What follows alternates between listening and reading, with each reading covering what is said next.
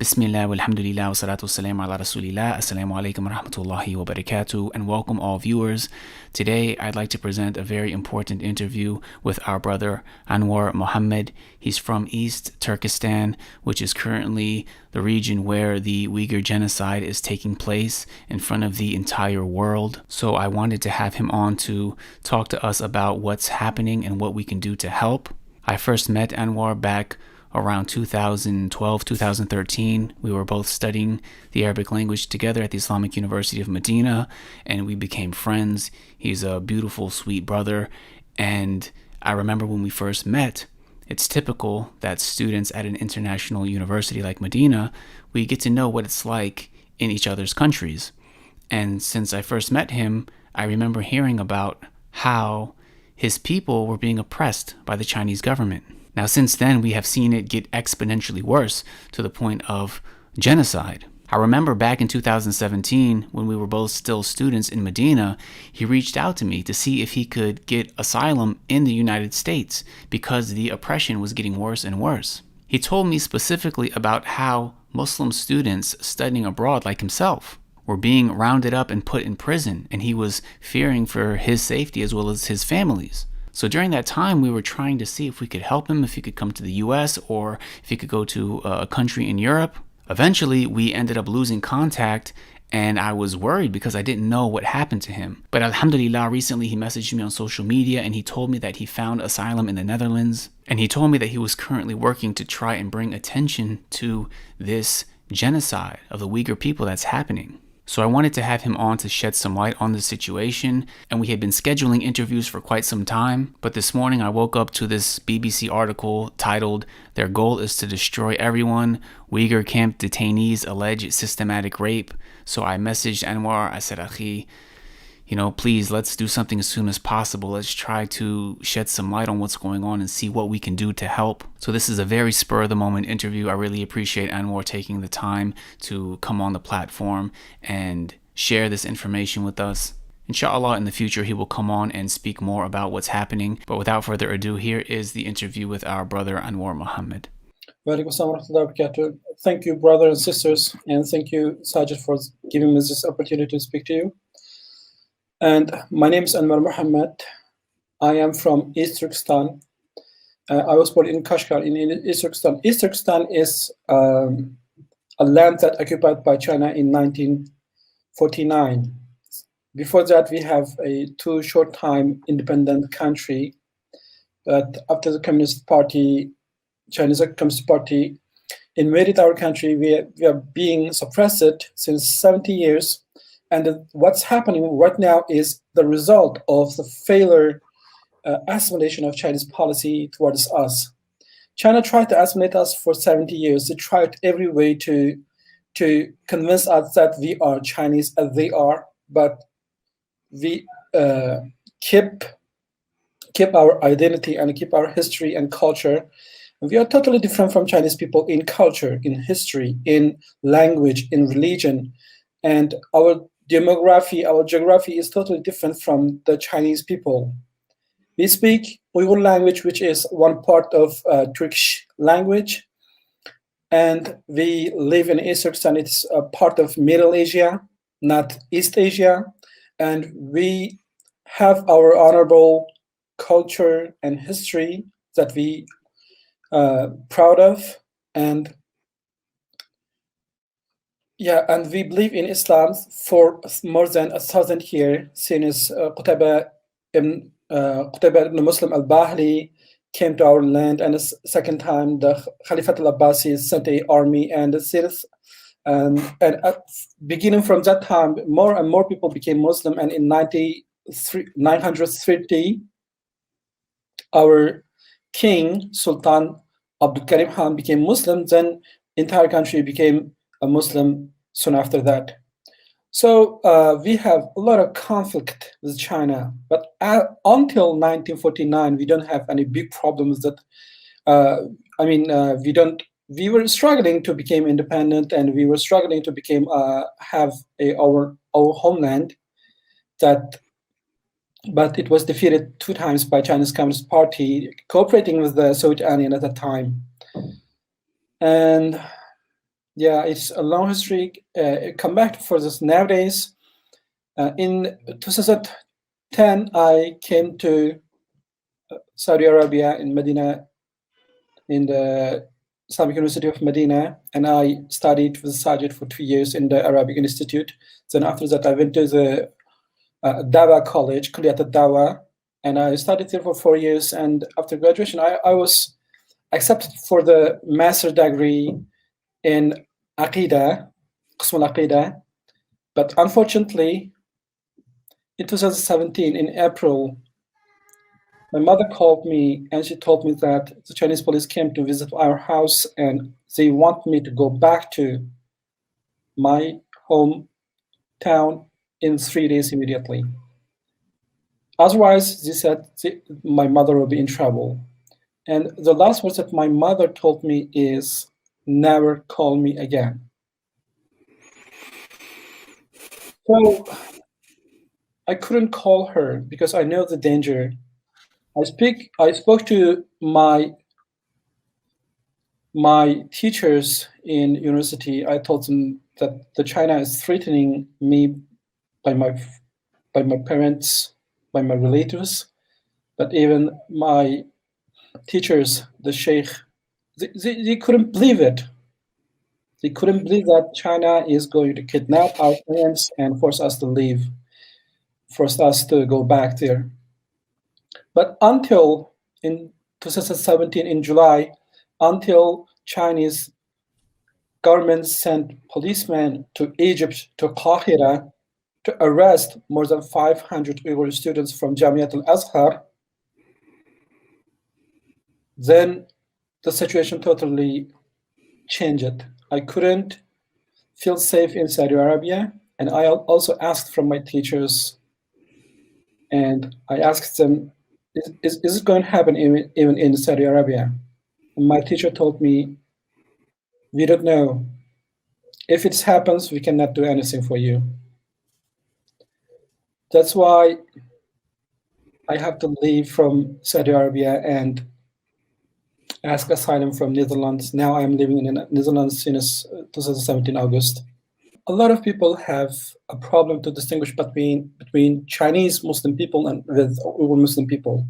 Chinese Muslim people spread it all over China, but Uyghur Muslim people located only in the Uyghur region, which we call East Turkestan. And Chinese Muslim people, they speak the same language with them, they eat the same thing, and they share the same culture with the Chinese people, but we are different. And that's why China is against Uyghur Muslim people, but not the Chinese Muslim people. And come back to our story. Now I am I'm living in Amsterdam, and I'm working in a Dutch Uyghur Human Rights Foundation. And now I'm a Uyghur human rights activist. I'm writing reports about the Uyghur case, Uyghur situation, and some witnesses, first-hand accounts. And I'm working with a lot of major media like BBC, CNN, Guardian, New York Times, and other media in all over the world in different language, in Arabic language, in Chinese language, in English language. Alhamdulillah, I can speak several languages that helped me a lot. And what we can expect from our beloved brother and sisters all over the world is, from the Middle East countries, we cannot ask them too much because we know the very good relationship between their country with the China, and even our beloved sisters and brothers in Middle East countries, they love us, they want to protect us, and they praise us a lot, but the government do nothing, but they support China. Instead, they support China. They said China is treating Uyghur Muslims very well. They signed up that kind of contract a lot.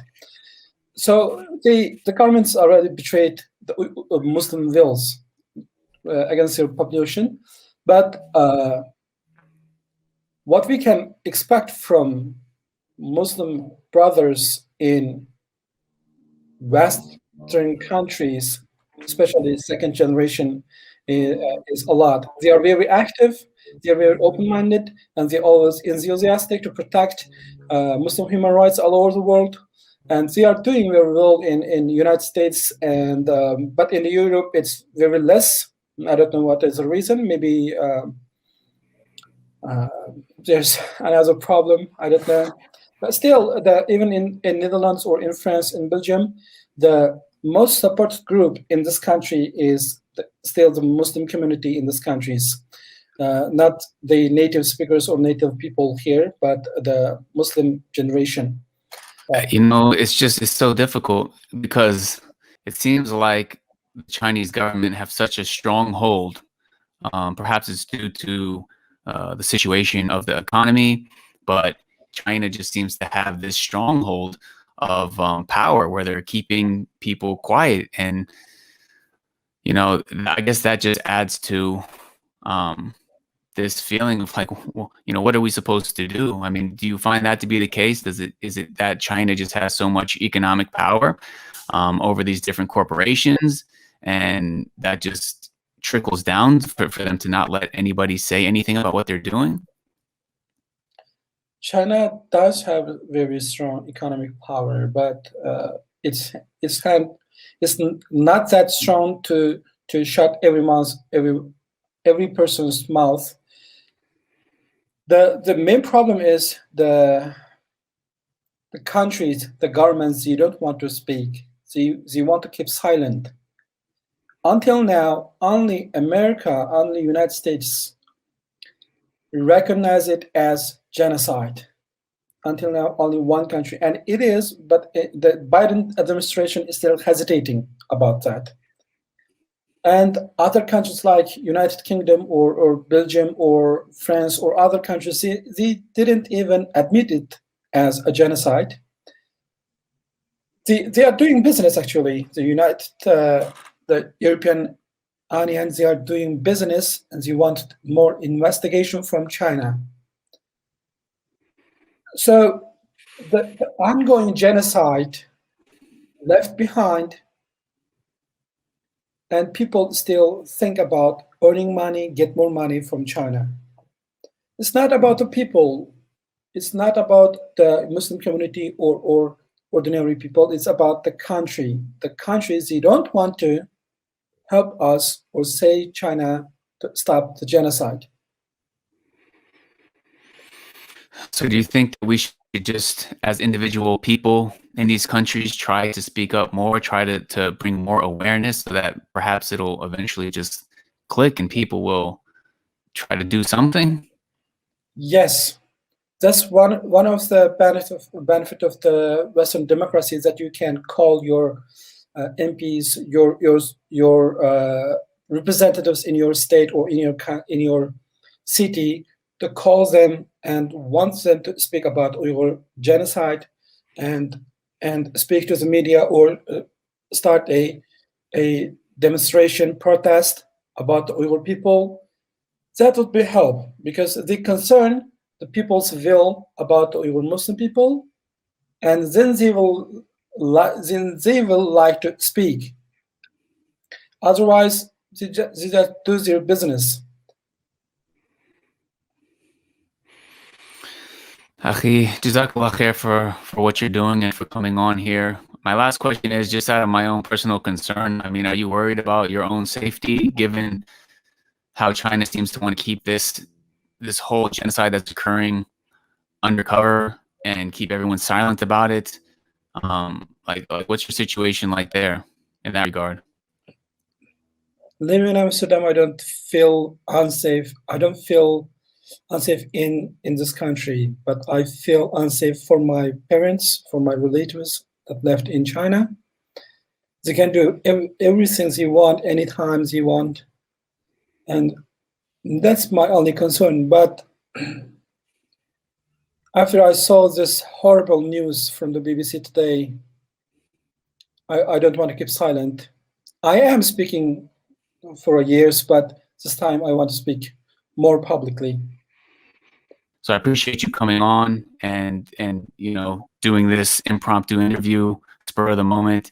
And please, Akhi, anytime you have an opportunity, you have some free time, please come on and let's keep spreading the message. Let's keep up to date about what's going on.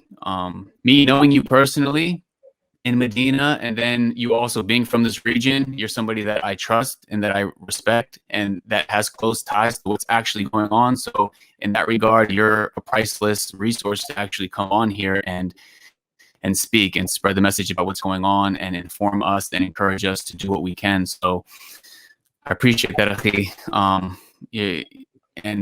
I want to give you any last words, any last remarks before we wrap this up. Thank you so much. Thank you for your time. I hope that we can still keep doing it in the future, in the next weeks. Thank you so much, Akhi. Jazakallah khair. And we'll keep you in our dua, and may Allah make everything easy and guide us to what's best and help us overcome this this situation. Jazakallah khair, Akhi. Until next time, we hope to have you back soon. Assalamu alaikum wa rahmatullahi wa barakatuh.